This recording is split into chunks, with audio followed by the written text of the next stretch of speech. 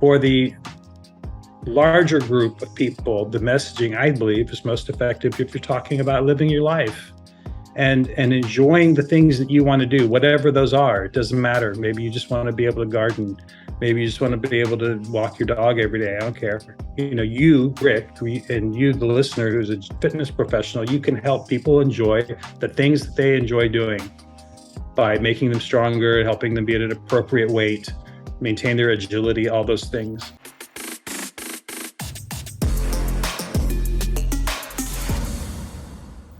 Hello, everyone. Welcome to the Alloy Personal Training Business Podcast. I almost forgot the name of my podcast, Jay. Can you believe that? Uh-oh. I know. It's normally either a dad joke or I just announce who we are as if people don't know somehow, even though they've logged on. So listen, this is your second time on the podcast. Is that right? Yeah. We did it about, a year and a half, 2 years ago. It's been a minute. Yeah. So ladies and gentlemen, welcome back. Jay Croft, a good friend of mine here in Atlanta, and got a really interesting history as a journalist. He's a really good writer, and he writes a lot of content about, drumroll, the active aging, which is kind of a derogatory term. How would you describe me, Jay? An old guy like me, active aging, over 50, over 45, like what would you describe your specialty as far as content creation? Well, first of all, I need to point out that I'm even older than you. I'm even more solidly in our demographic, however we choose to refer to it. I'm going to be 59 in a couple of days. Ooh, man, you are getting close to the 6-0. So, really, when you look at the Alloy avatar for a customer, and the reason that we've had so many interesting conversations about this is because we're in that age bracket. Yep. B, it's an underserved niche in the fitness industry. You, as a fitness consumer and a content creator and a writer, understood that, because you've got an interesting lens on things. So you can sort of zoom out and say, you know what? This particular market, which by the way happens to be me and you, is very underserved in the fitness space. And so you created a niche for your craft, which is writing content that speaks to this demographic. Now in Alloy, we describe it as 45 to 65. I think it could probably be maybe a trend a hair younger for us, even down to 40 and all the way up to 70. Now you don't want to get too broad. And actually, those are some questions I have for you today. There's probably some, you can't throw a 30-year swath of time or a period of time over a group of people and be like, these people are all the same.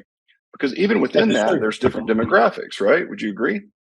Yeah, absolutely. This is something that I've been aware of since I started my business, which is called Prime Fit Content. And I provide content and marketing materials to gyms and studios across the country and a bunch of other countries too, believe it or not, who want to reach this market. And what do we call this market? That's the question, right?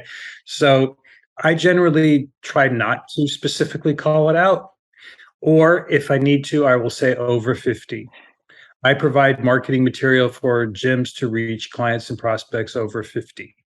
And that's not written in stone, just like you said, yours is not either.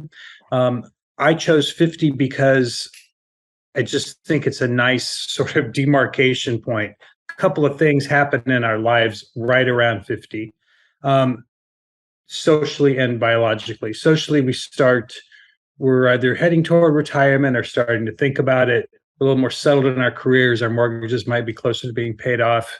We're entering this new phase, right? The kids are grown up and moved away. Perhaps maybe we're even starting to have grandchildren. Then physically, women go through menopause. Men often experience a drop in testosterone levels. And we start, to get that tire around the middle if we're not careful. And it's easier to gain weight. We need more protein, et cetera, et cetera. So that's kind of why I picked it. It's not in stone, but to me, there's a difference between, obviously 50 and 35. The point is that the fitness industry is youth obsessed. They only want 25-year-old boys with, big muscles and six packs and the girlfriends with the little booty shorts. And that's great. I'm all about, hot dudes and sexy chicks, right? But There's more to running a good gym than appealing just to those people who are not terribly loyal, who aren't going to stick with you terribly long, who don't have a lot of money to spend, that kind of thing, right? So as you discovered, people over 50, whatever you want to call it, are a little more settled. They have more time. They have more money.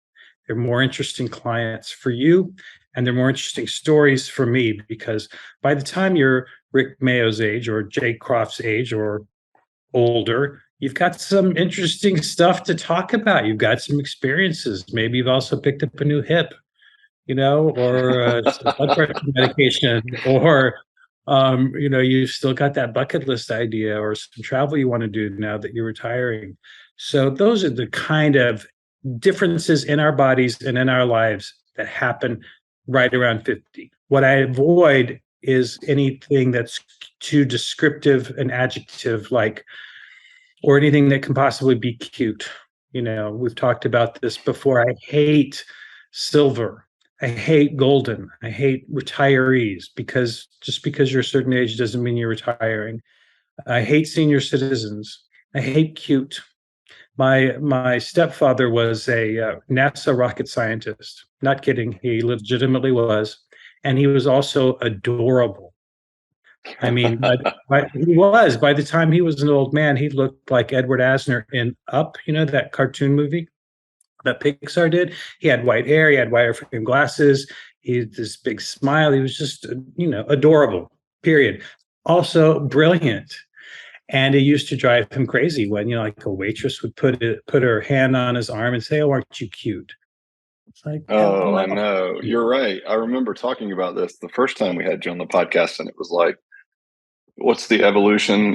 When you're born, you're cute, Yeah, and then you become like a handsome young man, and then if you're lucky, you're hot for a minute, and then you're back to handsome, and then you're attractive, and then right. you're stately, and then eventually, if you live long enough, you'll revert all the way back to cute, I'll put which is back to never cute. good. Then you're back to your childlike state. You're completely harmless to the world. Yeah.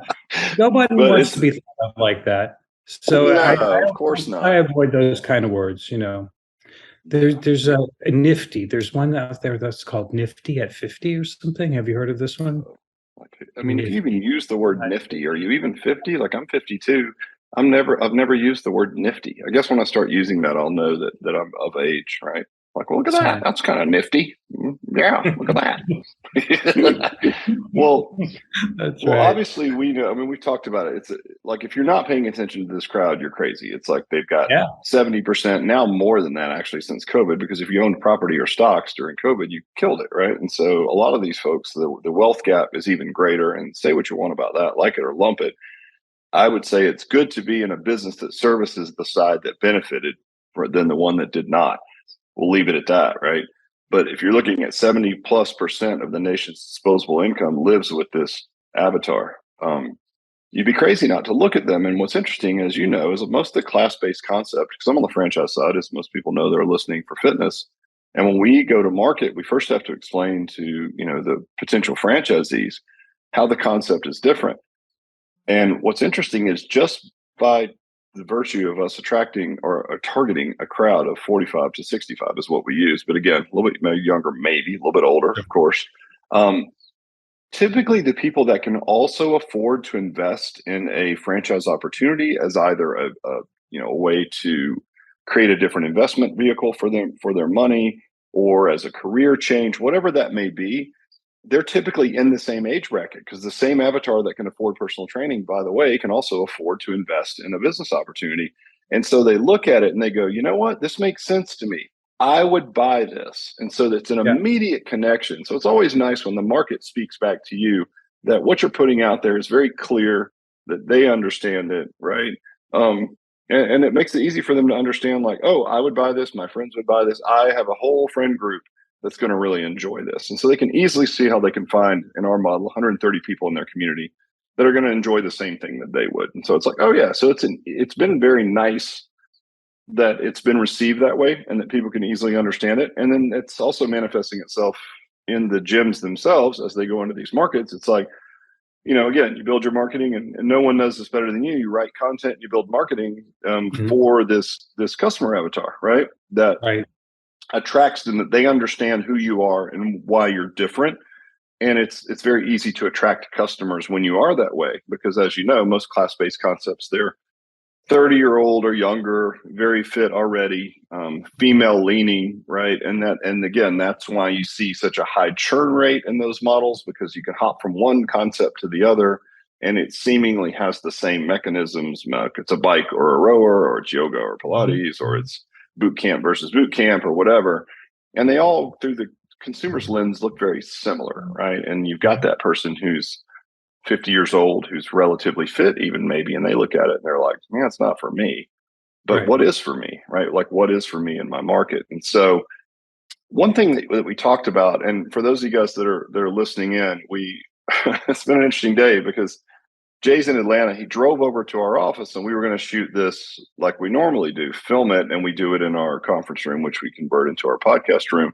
But we had some technical difficulties. So I said, Jay, why don't you run home and we do this over Zoom? And so, not the most convenient setup for you today, Jay, but in doing so, while we were trying to make this equipment come to life, and unsuccessfully so, you mentioned something that really perked my interest. And I was like, that's it. That's what I want to talk about with you today. Yeah. So it goes back to early in this conversation when we talked about, like, you can't just create a 30-year time gap and be like, all these people are the same, because there's socioeconomic things, there's fitness levels, there's confidence levels, there's all sorts of subcategories. So I'd like to start there with you today. Like, do you have some defined buckets of people that fit into this age category that are different than each other? I do. And I think this is a really interesting topic to talk about, because I haven't seen it addressed a lot. I've started to address it a little bit in my business, and will be doing so more and more, because you can't just say, oh, you're over 50 or you're over whatever, again, not to put too fine a number on it. And therefore, here, I've got what you need for fitness. You can, we're all taught as entrepreneurs, right, to choose a niche and niche down, and get real specific. And so someone says, okay, great, I'll do over 50 fitness. And then you have to think, well, who's that mean? Who are you for? Are you for old people? Are you for people like Jay and Rick? Or what are you talking about?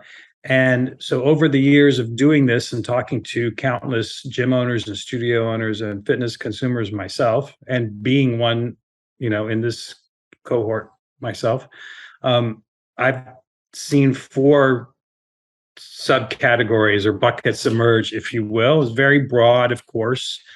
The point of talking about these buckets is to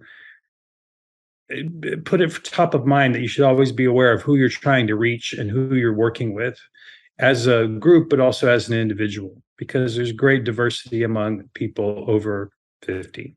And so for me, these are still very broad. The 4 of these that I'm going to tell you are still very broad, and we could niche down from them even further if you want to. But just generally, to make the point, I want to say that I kind of keep it in my head as people who are about 50 to 70 and already in good shape and active and intend to stay that way. So it would be people like me and you who have always gone to a gym and are comfortable in one. And if we're out of town on business, we're not nervous to go to a strange place and that kind of thing.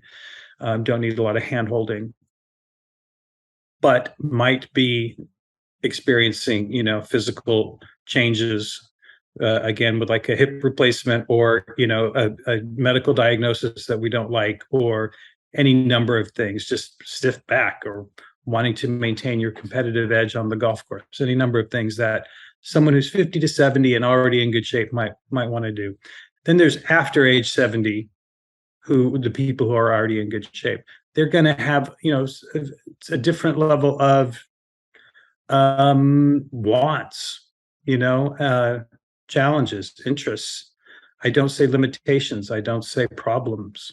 I just say we're different as we age. I'm not the same at 59 almost as I was at 29. So I don't expect I'm going to be the same at 79, right?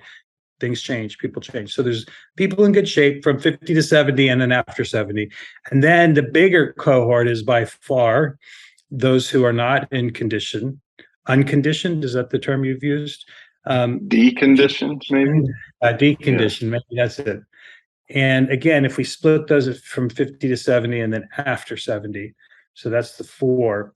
And in this larger group of folks, you've got a lot of potential clients for your fitness business, regardless of exactly who you want to serve. And those are people who maybe they were active in high school and college, but then, and maybe they weren't, a lot of people never did anything, but a lot of people stop their physical activity when they get out of college and they start their careers or they start having children. They go to the same job for 40 years. They've got to raise the kids. They've got to pay the mortgage. They come home and have a couple of beers and watch TV and go to bed. And suddenly at around 60 years old or so, they're, suddenly looking at a big chunk of time left in their life now that their work life is winding down and the kids are gone. They're like, well, heck, what am I going to do with myself now? I'm fat and out of shape and I haven't been anywhere or done anything in years. I want to change that. I want to enjoy the rest of my life. And maybe that guy, Rick Mayo at Alloy, can help me, or maybe the fitness center around the corner can help me. They're the ones who don't really have any idea what to do. They might be a little afraid, a little intimidated, a little nervous. But I think that's there are probably more of them. I'm sure there are more of them out there because we know that most people don't do anything. Yeah. So that's and, to me. And that's would you say that? Problems.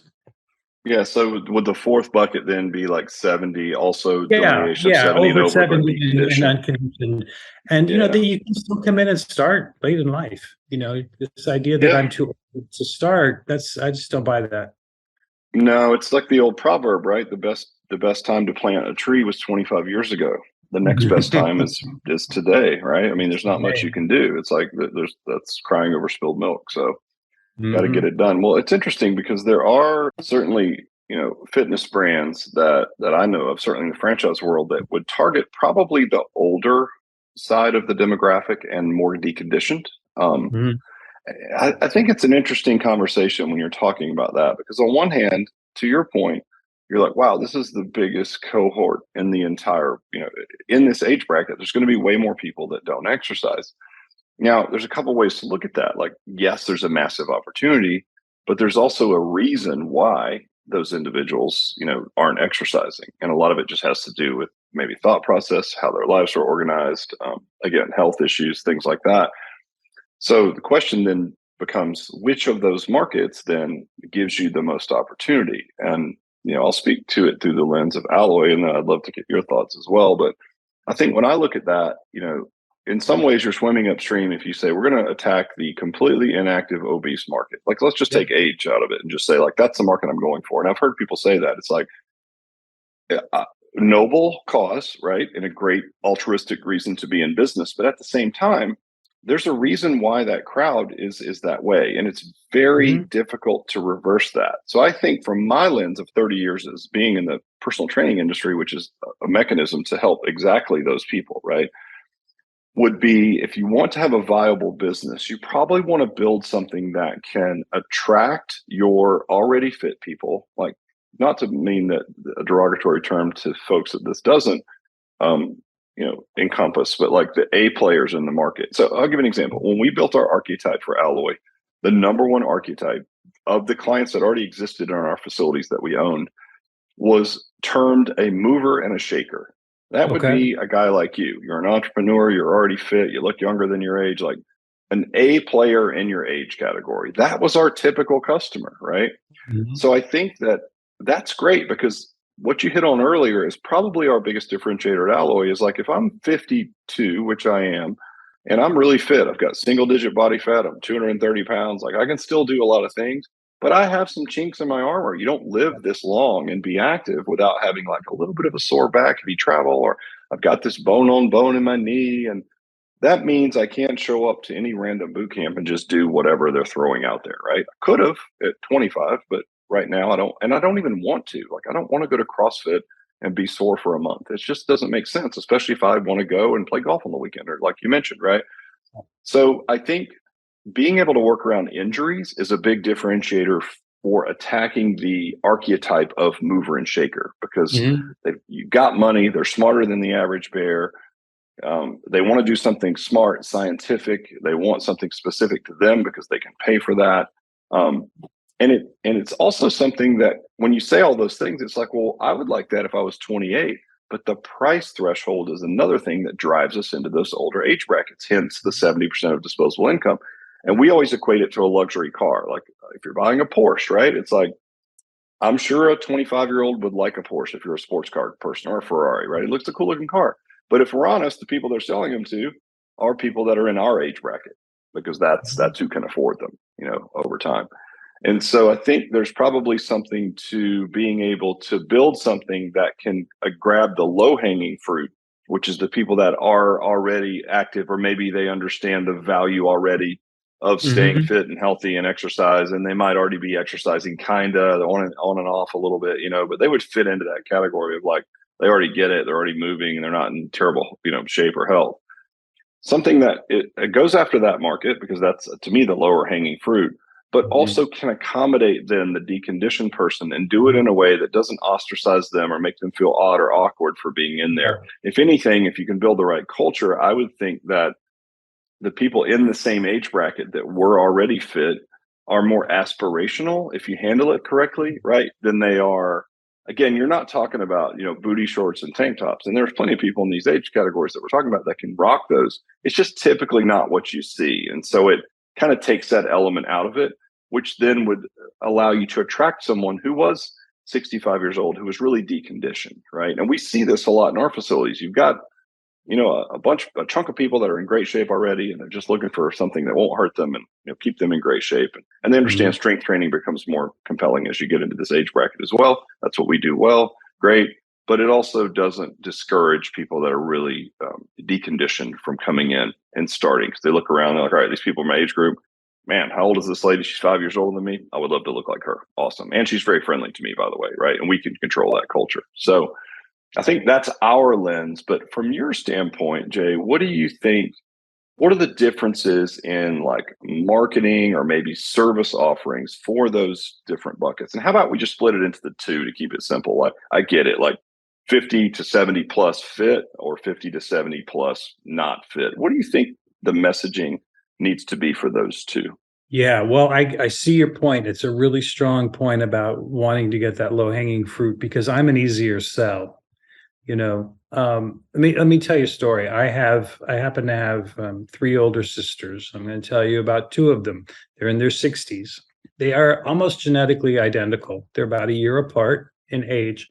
One of them is an Ironman triathlete. She's a badass. She runs freaking Ironman triathlons. She's super fit. Um, the other one is overweight, smokes, is on a countless prescription medications, and has recently broken both arms in kind of strange accidents.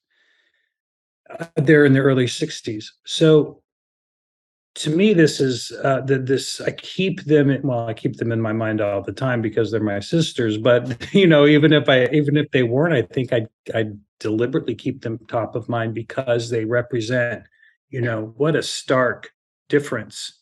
Raised in the same house by the same people, same childhood habits, same education, yada yada yada.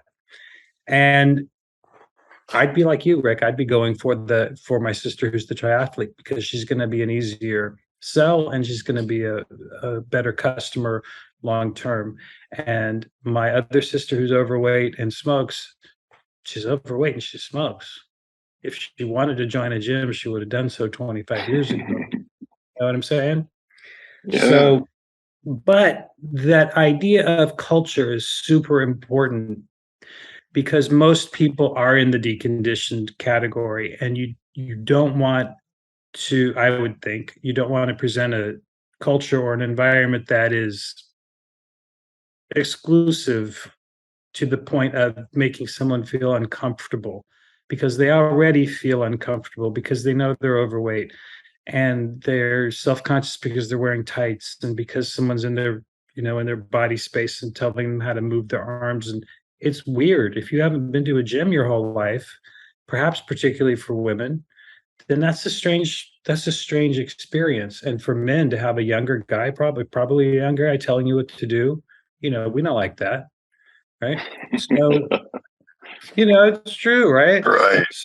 Because Well, I that's played why every guy that starts with us tells us what he bench pressed in high school. I'm like, okay, that was that's 40 years ago, but good story. Now, good. that being said, let's figure out where you are right now. But you have to start with that. Like, I get it, youngster, because when I opened my gym, I was 22. I was servicing the same avatar that I am now.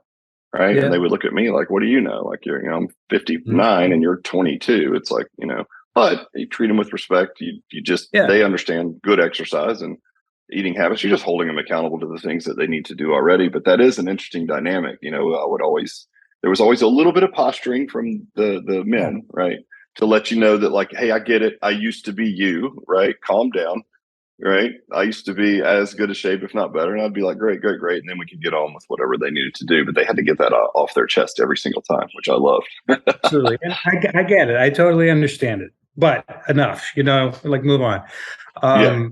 So, I think for the gym owner or the studio owner, it kind of comes down to what their mission is that they want to choose and what their, forgive me for saying this word, I hate it when people talk about their passion, but what their passion is, right? If they want Oh, to help those deconditioned people, if that's what motivates them, then good, go for it. If they're in the business because they really want to make the most money and provide an elite service and charge premium rates, awesome, go for that too. I think you can do a little bit of both. I think you can choose to be focused on one primarily and not exclusively.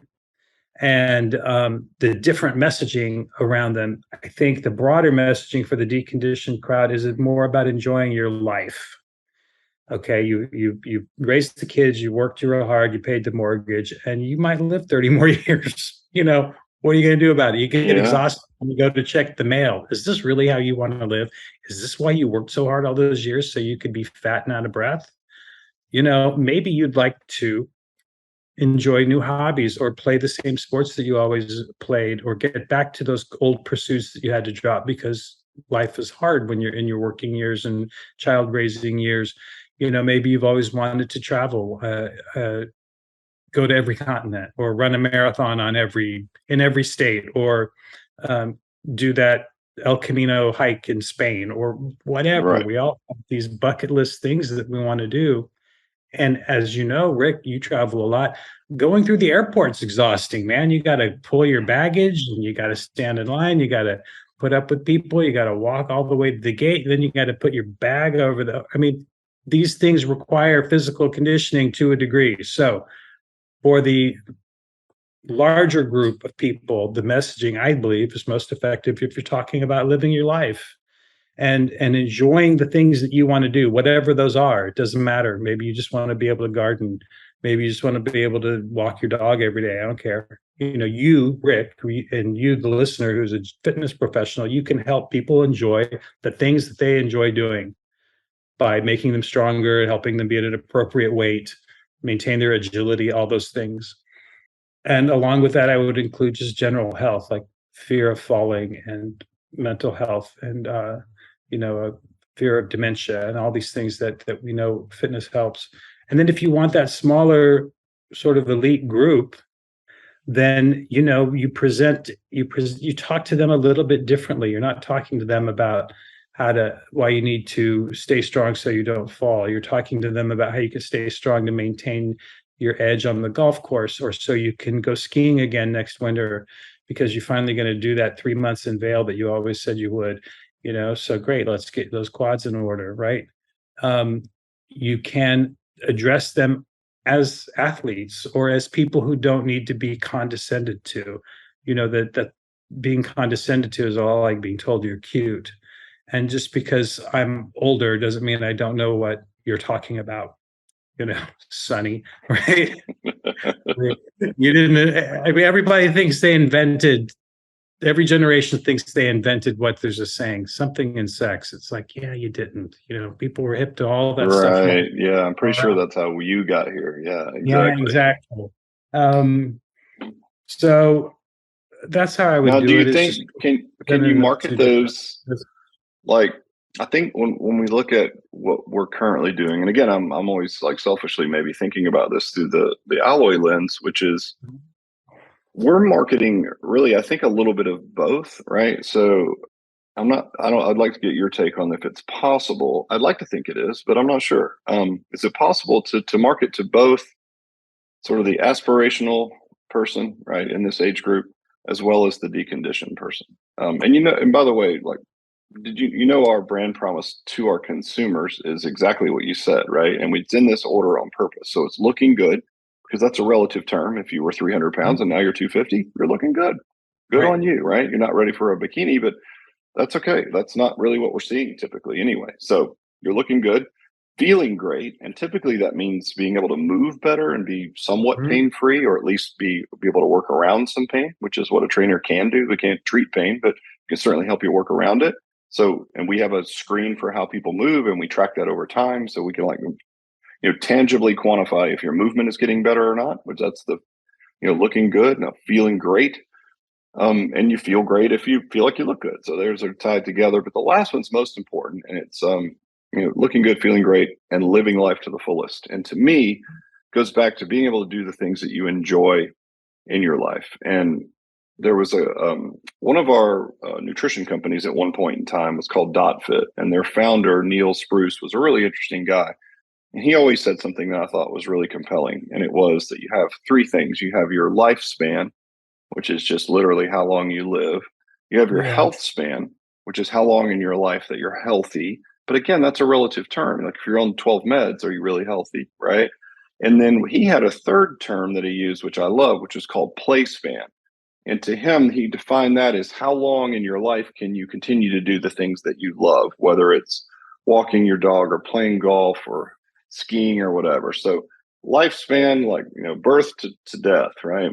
Health span, maybe the years that you're relatively healthy. But to me, anyway, the play span is the one. Like, I don't want to spend the last 15 years of my life, if I can help it, bedridden or not Right. not with all my faculties. And I mean, that's my wish. I know that I'm not fully in control of that, but I think that would be everyone's wish. And so that play span, I think, really speaks to what you're talking about. So anyway, zoom out. I'm going on a tangent, but do you think that it's possible to market to both the aspirational and the deconditioned avatar in that age bracket at the same time?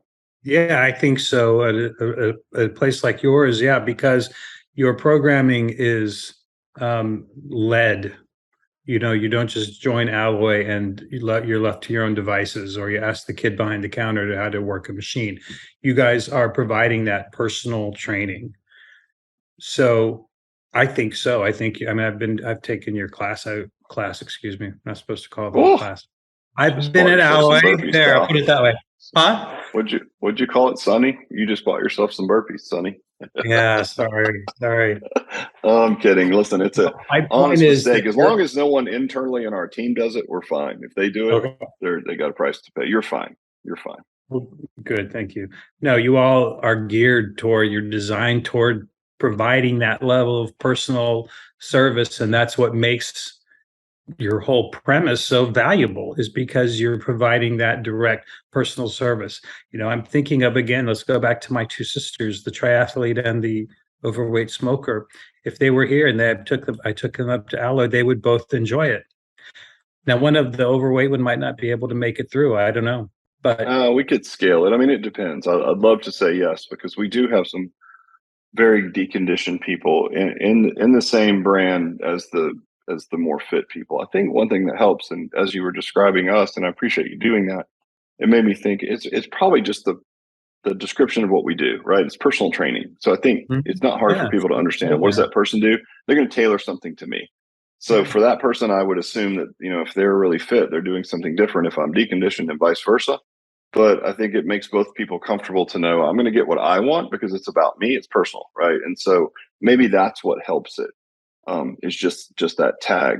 But if you're yeah. creating content, so if a gym owner's listening to this and they're like, you know what, like this is a market I need to start targeting, but they're 30 years old and they don't really know how to target that, and they're going Yeah. to hire prime content, right? They're going to hire Jay Croft to write their ad copy and all the things that are going to go out to this crowd, because that's what you do. Um, what kind of stuff are you gonna like?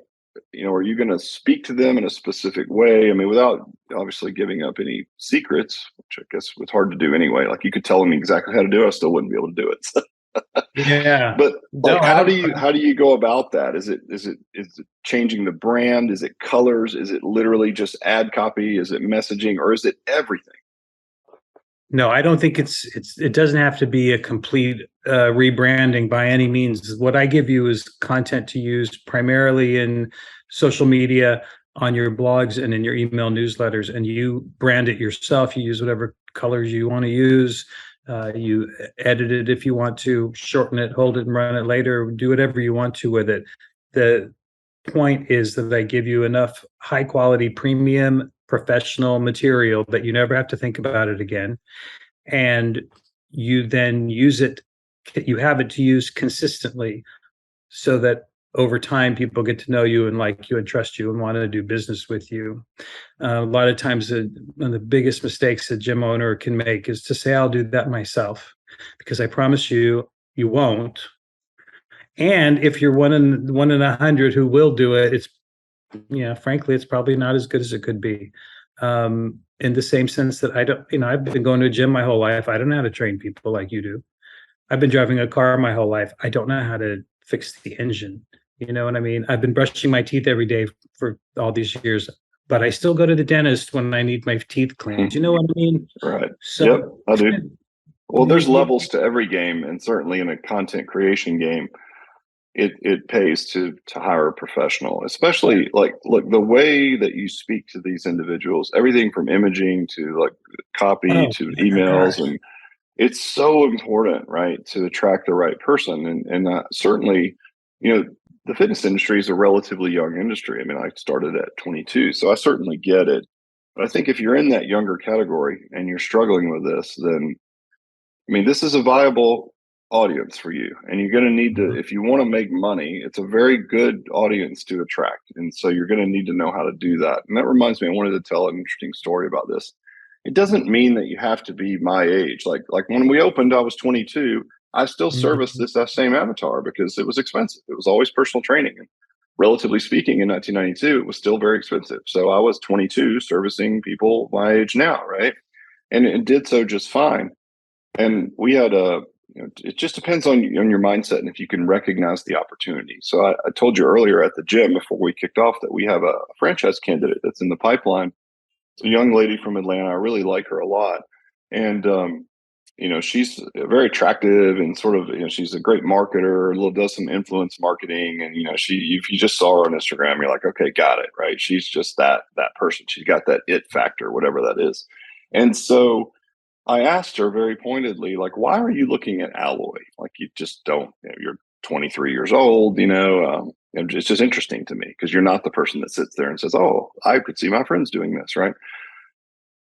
Interestingly, and she said, you know what? I'm the customer that I don't want in a business. She's like, I hop from one thing to the other. I try this, I try that, I try this, I try that, and she's like, I would be the worst customer for anybody's business. She's like, now my Mhm. mom, on the other hand, she hired a trainer 5 years ago or what have you, and she's been working out with that person 3 days a week and says she'll never quit. She said, that's the business I want to own. And so I absolutely loved that answer. This girl is like an old soul in a young person's body, and she's Yep. just very well put together. And I think I had a similar lens to open at Yeah. 22 and be able to service this crowd. But if you just go where the opportunity is, I mean, the goal of a business is to solve a problem in a market, and there is a very underserved market here in this age bracket. So that's why you go there, right? And if you can get over whether it be ego or whatever, Mhm. I'm not sure why you would just want to open something that you liked when you knew that market was price sensitive, jumped around from one concept to the other. So good on her, right? And I think when someone looks at that, certainly if they're not with Alloy, if they're with an independent business, like, give Jay a ring because you're probably going to struggle a bit to speak to this audience in a relevant Mhm. way. And I think it's a valuable service that you're providing, to be able to write this content for people because it's such a great market. I mean, we've literally bet the house on it. So I think it goes without saying, put your money where your mouth is. Like, we've gone all in. Franchising is no joke, and we've gone all in on this avatar. And so far, it's been so well received that it's way better than I even expected. I mean, I knew there was a gap here. We'd been servicing it forever, but to take it to market and see people respond, awesome.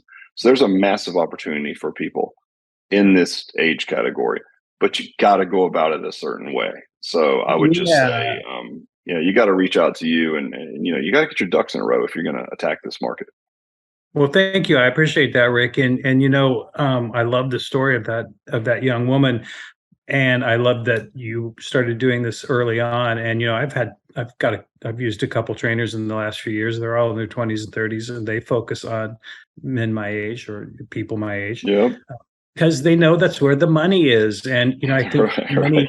It really isn't that complicated, honestly. not that hard to figure out, guys. Man, Right. if I go into fitness, I'm pursuing the older market, the over 50, the whatever you want to call it market, because that's where the money is, period. It's also more interesting to me, but even if it's not, so what? I'm not going to open a business because it's interesting to me. And a lot is solely, I mean, partly that's it, of course, but not entirely.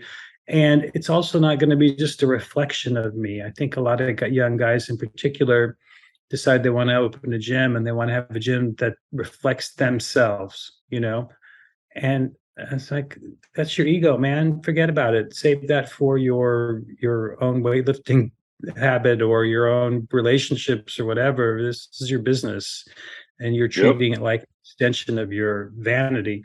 So yeah, I would So absolutely so do. what you're saying is, if I am going to market to this customer avatar, I Yeah. probably don't want to do that by just showing shirtless pictures of myself on social media and all the cool workouts I can do. Is that a fair assumption? Call me crazy, Rick, but I think if you're young and hot, awesome, good for you, man. Be young and hot, but that doesn't mean anything. Stop.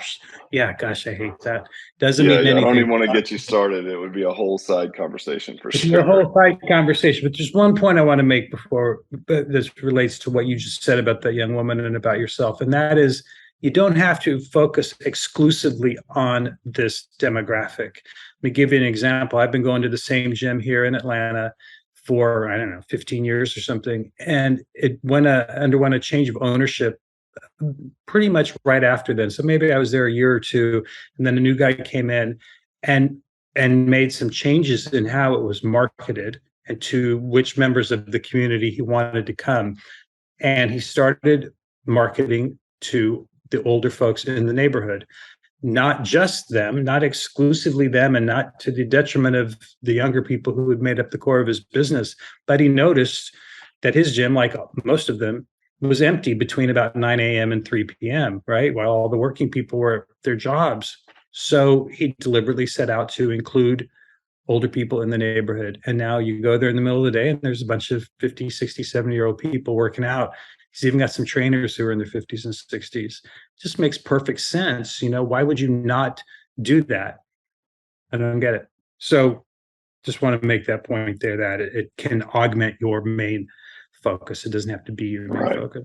Yeah, I think like for us in a franchise structure, simple, scalable, very Yeah. definitive on our market. But I think if, like, and you're saying, working in like a broader gym with many services under it, like a Right. general service gym, right?